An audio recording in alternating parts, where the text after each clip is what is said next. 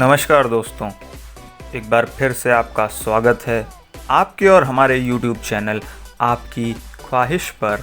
हम एक बार फिर से हाजिर हैं आपके साथ एक और नई कहानी के साथ, एक और नए लेसन के साथ, एक और नए मोटिवेशन के साथ।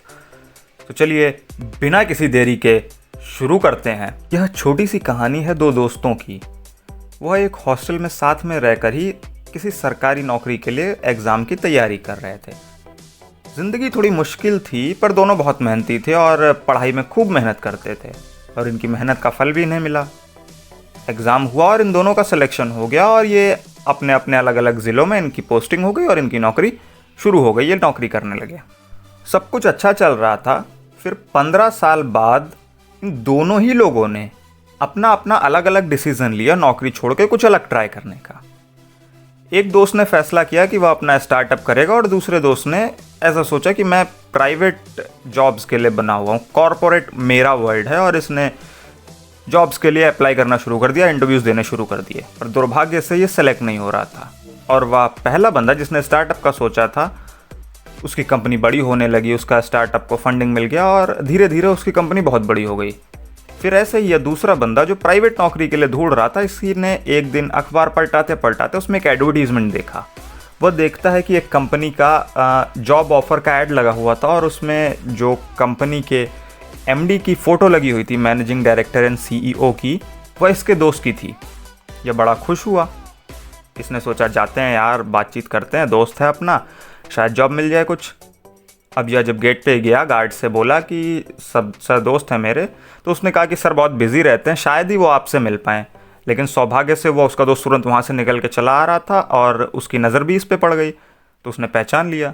दोनों आपस में मिले, थोड़ी देर बातचीत वगैरह की। फिर इसने बताया कि मैं इस टाइम नौकरी ढूंढ रहा हूँ। तो इसने कहा यार दोस्तों के लिए तो कंपनी खोली है, जहाँ पे तुम्हें जिस भी प्रोफाइल में जो भी पोस्ट पे करना है वो देख लो, तुम मेरे पास नौकरी करना शुरू कर दो।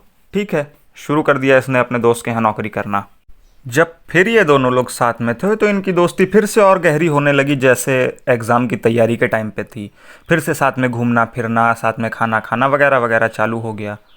फिर एक दिन दूसरे वाले दोस्त ने, जो नौकरी करता था, उसने अपने स्टार्टअप ओनर दोस्त से पूछा कि यार ऐसा कैसे, हम दोनों का सेम इंटेलिजेंस, हम लोगों ने सेम एग्ज़ाम की तैयारी करी थी, हम लोग मेहनत भी सेम तरीके से ही करते थे, लेकिन आज तुम एक कंपनी के मालिक हो और मैं तुम्हारे पास नौकरी कर रहा हूँ।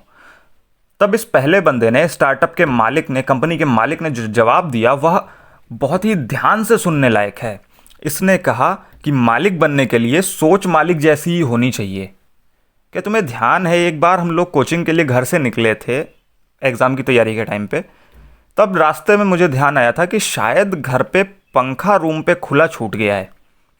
मैंने कहा था कि चलते हैं, वापस चल के आते हैं, उसको पंखे को बंद करते हैं, लेकिन तुमने कहा यार क्या फ़र्क पड़ता है, मकान मालिक का बिजली का बिल है, क्या ही फ़र्क पड़ता है, वापस चलते हैं, अभी 2 घंटे में 3 घंटे में वापस आ जाएंगे घर पे। तब तुम डायरेक्ट कोचिंग गए थे और मैं वापस गया था रूम पर, पंखा बंद किया और फिर कोचिंग आया था।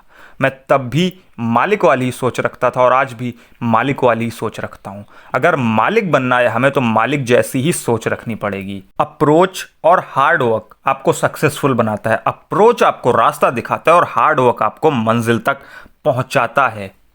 आई होप आपको पसंद आया होगा, शायद कुछ सीखने को मिला हो। अगर पसंद आया हो तो like, comment, share, subscribe please कर दें।